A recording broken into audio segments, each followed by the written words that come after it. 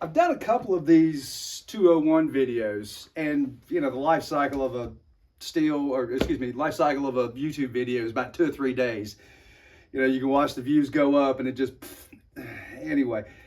So unless you search for something like this specific, you won't run into this. But I'm doing some performance work on this saw, and this has just got a couple of those. I've had it for a year or so, and these are just things that you have to deal with. Let me bring you in here. Well, actually, while I got you in the tripod, I'll show you one thing. I noticed when I pulled the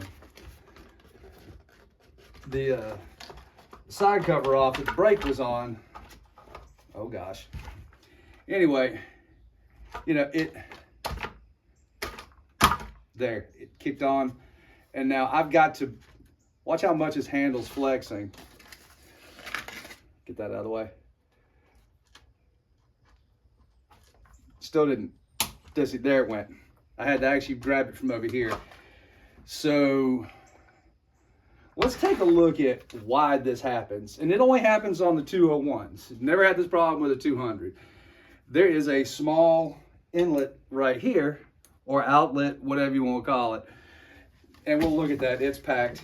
This is packed. And anyway, it's just blah, blah, blah.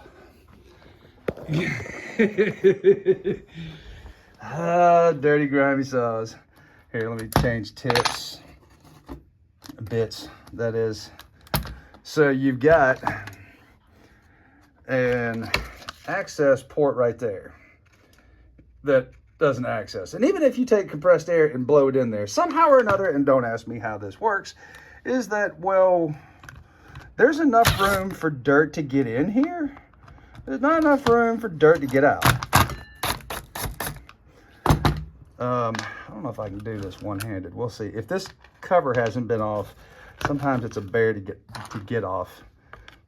Here, let me pause this, and I'll be right back. In order to take that off, I pry up on this end, and you can get behind here with a screwdriver. There's a snap-in tab right here, and then you can get past this. There's also a locking tab you can't see underneath all this crap. But ta-da! You've got packed in sawdust and grease. So much so that it impedes the operation of your chain brake, i.e. safety. So compressed air and get all that crud out of there, and you'll kick on and kick off just like it should. You know, with just a gentle tap on the brake, it will engage, and, you know, a couple of fingers and it'll disengage. No biggie, but that's about if you know, use your 201 on a daily basis, you can tell once it starts getting hard to disengage the brake, it's time to clean this out. And you can't do it any other way effectively without removing this little dust shield. Excuse me, this dust keeper.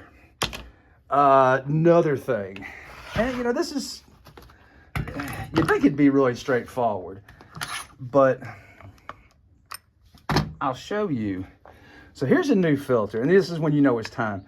So if I tilt this on its side, and I can show you, let me prop it up a little bit. This is kind of impromptu. I wasn't well planned and prepared. So if you just lay your air filter on a 201, you're going to end up with something. You can actually, sometimes you can actually hear this. There it went, just a light snap. So when you pull on it, it actually should be snug, but you'll want to see that seam. See what happens right there? See, it looks like it's on there, but it's not. So you want to make sure they put this ledge or lip right here, and it's all the way around, and that's to help to keep, that's to make an airtight seal. See how it's molded into the air filter cover? So if you don't get that snapped in, whoops, wrong bit.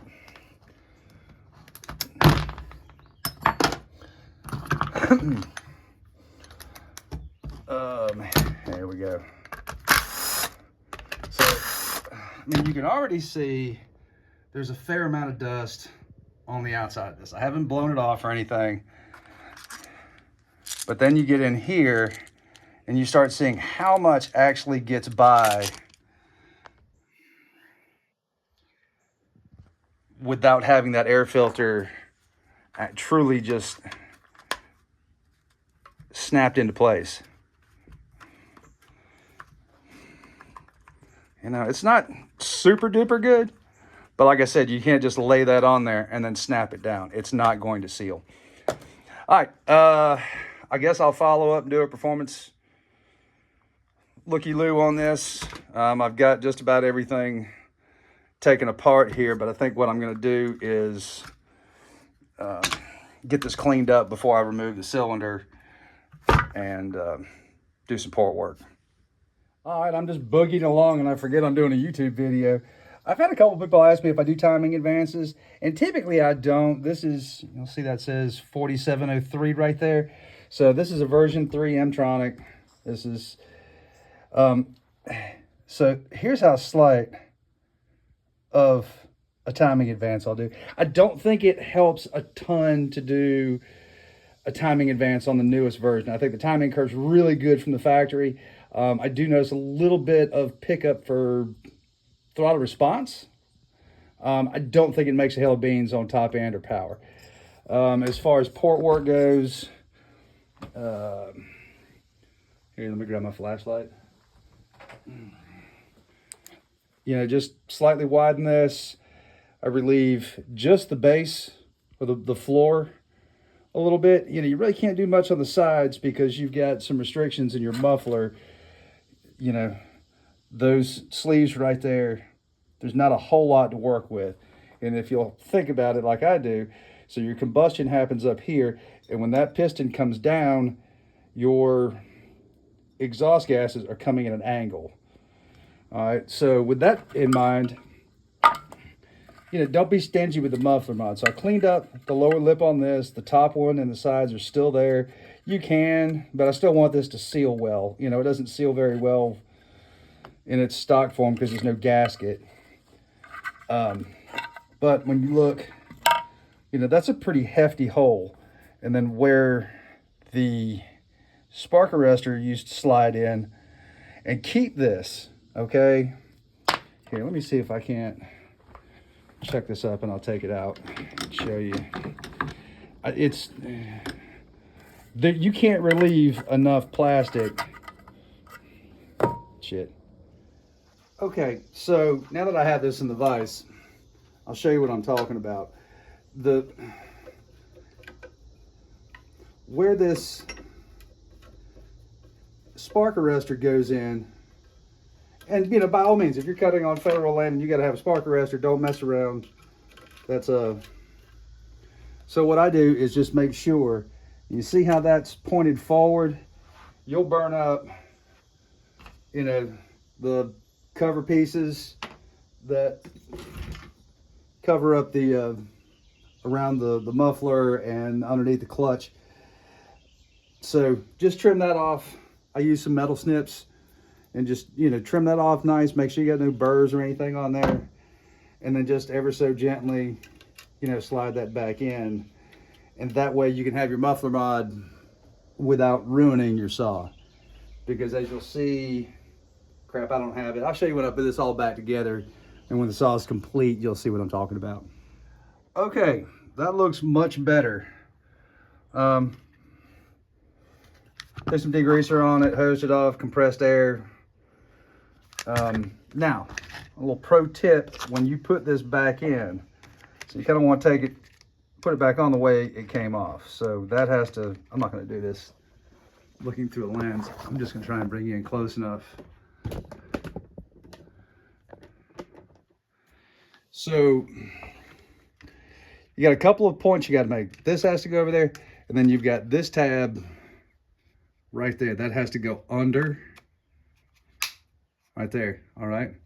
Now, if you just push this down, use the 2 screws,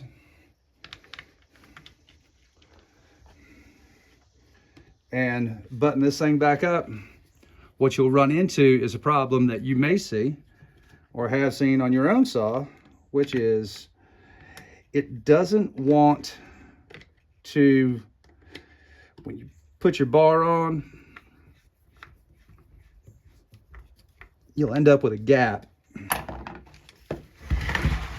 take this back out.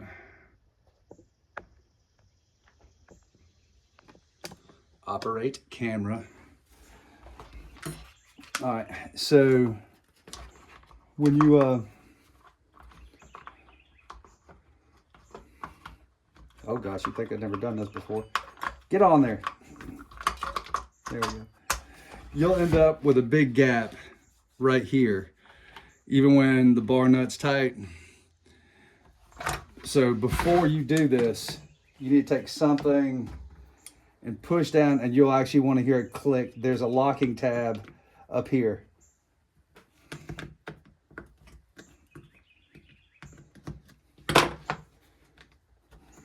Come on.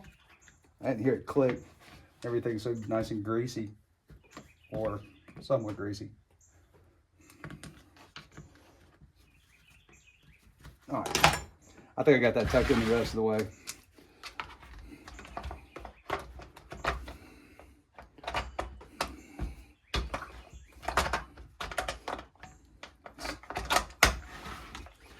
So once this seals up, you'll actually have an even seam all the way up through here, like that. Okay? Now, Humpty Dumpty had a fall, but you'll see what I'm talking, when I talked about having this slot right here, that the spark arrestor, it goes out at an angle like this. So it starts pushing all this exhaust to the back side of the clutch cover right here, and all this will turn dark colored. And of course, this used to go to about right there until all this extra free flowing stuff happened. I'm gonna make a suggestion that he probably spend the 80 bucks or so for a plastic side cover, because that's got to be hot. Anyway, if he's okay with it, I'm okay with it. Let's get this thing buttoned up, and then we'll run it through a recalibration. Okay, everything's all buttoned up. I went in and throw a fresh chain on it for the customer. Just a little snug is how I like to do it, because you're going to get that initial stretch. No gap right there. Good, nice tight seam, because that cover's been pinched in. And, now the brake's all clean. Look. It hardly takes any effort now that all that shit's out of there. Let's take this outside, and I haven't even fired it up. I'm trying to move along pretty quick here today, because, well, hey man, how long? So let's talk about this calibration thing. All right, so version 3 M-Tronic, you're gonna have 30 seconds minimum. So 35 seconds, 40 seconds, don't get crazy, but it has to have a minimum of 30 seconds on triangle or full choke. Don't touch the throttle or anything. Let it sit there and idle at that fast idle with the choke on, and then you grip the trigger and you leave the throttle pinned. It will find a load setting for about 30 seconds. It'll go all the way up to wide open throttle, and this will take a few seconds longer. If your saw is really close to being in tune, it only takes a couple of seconds at wide open throttle, and then it returns back down to that load setting. And what most people won't tell you to do is allow it to idle for 30 seconds, and that helps tune in your at idle fuel settings. So here we go.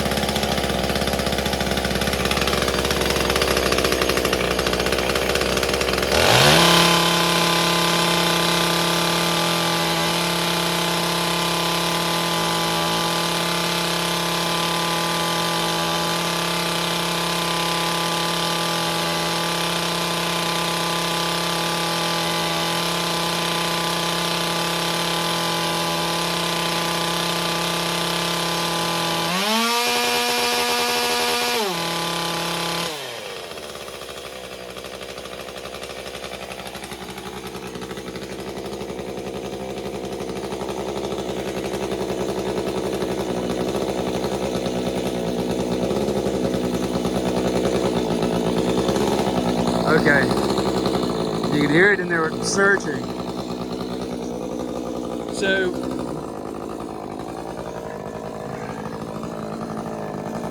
see, it's starting to settle in now. It's an important part of the task. I mean, you know, so I've done performance work on this. Just laid down. Let me get up off the side.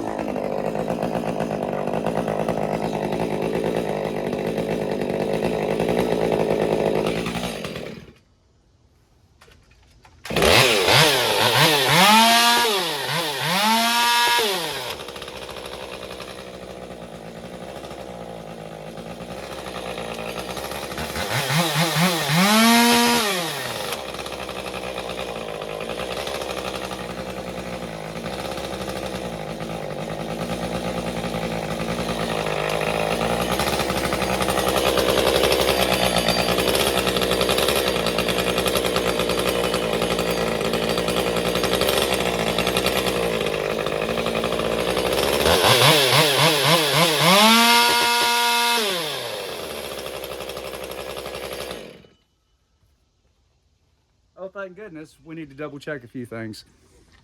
Okay, inspected the carburetor, didn't see a whole lot. I did put some fresh fuel in there and changed the fuel filter. I have yet to pull the cord, so we're gonna be starting from scratch. This should be 4 or 5 pulls maybe.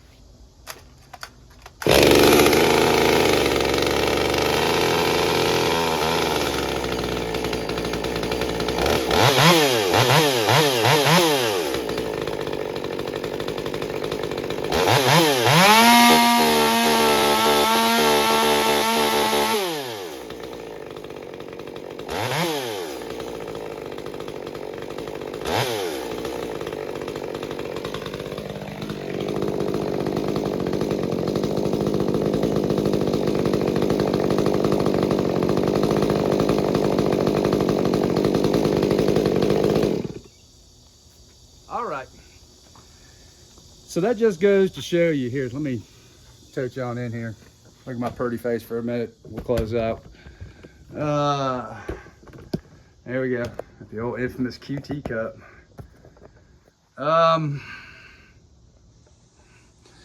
So, you know, nothing necessarily wrong with the fuel. I think it was more fuel filter related, that it just had a hard time picking up fuel. The diaphragm and the carburetor looked good. I didn't see any water in the fuel.